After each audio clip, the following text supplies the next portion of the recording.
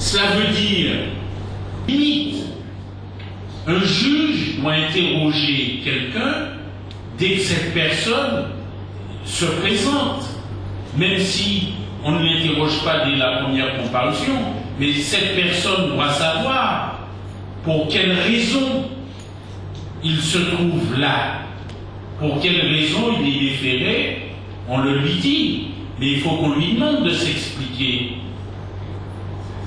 Monsieur Mardei se trouve en détention et il ne s'est jamais expliqué.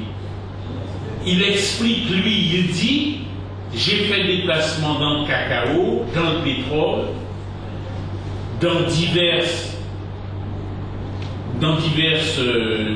sur divers marchés de matières premières. Il le dit parce qu'il n'est pas venu, lui, il n'est pas venu pour être interpellé. Il n'est pas venu avec une valise de documents. Moi, je ne me balade pas avec tous les dossiers de mon cabinet, là. Si on m'interpelle maintenant, on ne va pas trouver les dossiers de mon cabinet. Je suis incapable de m'expliquer. M. Mardei ne se promène pas avec son bureau ambulant. Donc, il y a dans cette procédure, il y a des anomalies qui interpellent. C'est votre rôle. Mais c'est ce qu'on fait. Et nous avons déjà déposé 2 demandes de mise en liberté. Mais c'est aussi votre rôle à vous d'être le relais de l'opinion et de l'émotion qui se manifeste. Et là, vous avez vu, il y a une émotion qui se manifeste, il y a une opinion qui se manifeste. Dans toutes les autres affaires que j'ai connues, j'en ai connu plusieurs, j'ai plaidé plusieurs affaires de ce type, je dirais qu'au départ, personne n'a été mis en détention. Personne. Je ne connais aucune affaire en Guadeloupe où au départ, initialement, les protagonistes, les mises en cause, ont été mis en détention d'emblée. Maintenant, vous devez comprendre maintenant que le système est bloqué. Ça veut dire qu'il y aura des victimes.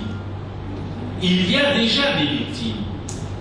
Alors, il est facile maintenant de dire qu'il y a des victimes,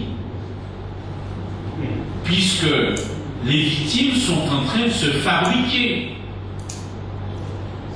Si vous fermez, j'allais citer une banque, mais je ne vais pas la citer, mais vous fermez les comptes de n'importe quelle banque, du cru, du terrain, vous fermez les comptes d'une banque, mais c'est la catastrophe. Ça veut dire que les chèques ne seront pas payés. C'est fini, vous ne pourrez plus vous présenter au guichet, tout est bloqué. Et ma question est de savoir s'il fallait procéder ainsi, même si y aurait-il eu une situation illicite, fallait-il procéder ainsi? Fallait-il tout bloquer? Je ne dis pas qu'il fallait, si c'est illicite, qu'il fallait poursuivre le mouvement, mais fallait-il procéder de la sorte?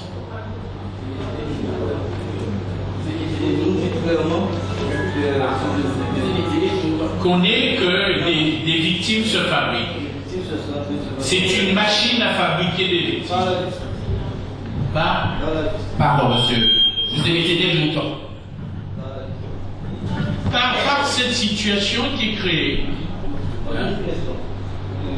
C'est bien que vous posiez des questions. C'est bien qu'on ait pu susciter des questions. C'est bien. Quelles sont les attributions des 11 salariés de la Générale Consulting? Non, quand vous avez 800 ou 1000, je ne sais pas, il faut gérer. Il y a une gestion à faire. il faut ne serait-ce que payer à échéance les différents produits, les différents dividendes de ces plans de financement. Il faut les payer régulièrement. Et ils ont tous été payés régulièrement. C'est dire que ces 11 salariés ont fait leur boulot. Ils n'ont pas besoin de faire le démarchage, mais là, ce n'est pas la question. Là n'est pas la question. Le système pyramidal, c'est le client lui-même, c'est le souscripteur lui-même. Le système pyramidal, c'est le souscripteur lui-même qui doit parrainer un certain nombre de nouveaux arrivants. On n'est pas dans ce système-là. Et je vais plus loin. Il lui fallut, on ne peut pas a priori dire qu'on est dans tel ou tel système. Il lui fallut aller plus avant dans cette enquête pour dire cela.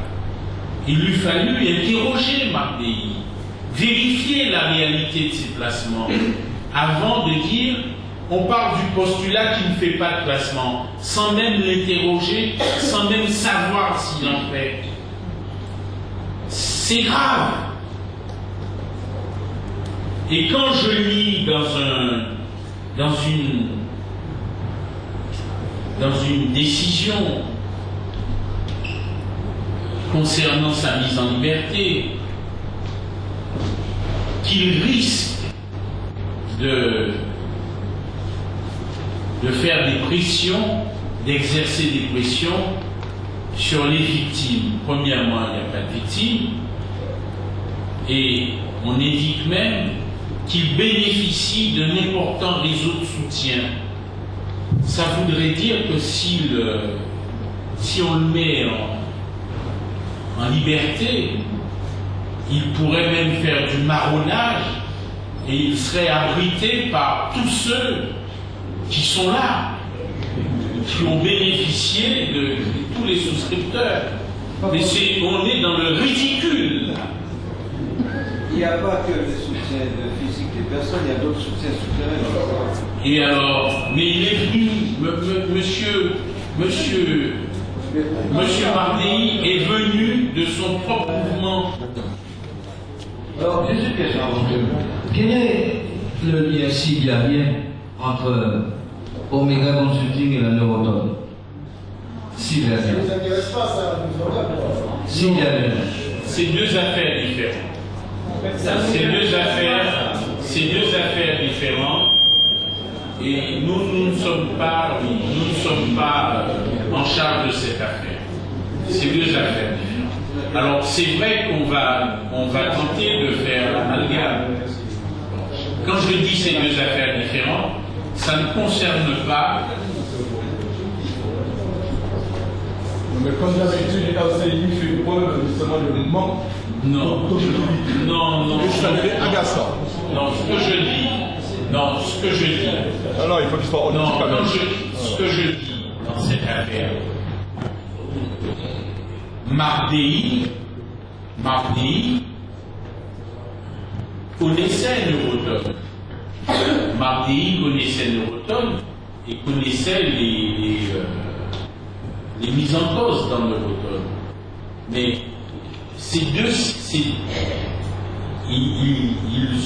ils ont eu des liens, mais c'est deux systèmes tout à fait différents. Je vais dire, même s'il y a non, mais je dis c'est deux systèmes tout à fait. Moi je réponds qu'il s'agit là de deux systèmes tout à fait différents. Je ne porte aucun jugement, c'est deux systèmes différents.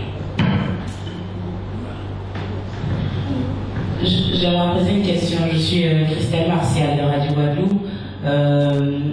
J'aimerais qu'on précise les choses un petit peu. Quels sont les chefs d'accusation qui pèsent sur les deux personnes incarcérées? Et si on ne peut pas parler de système pyramidal, comment est-ce qu'on pourrait définir ce système?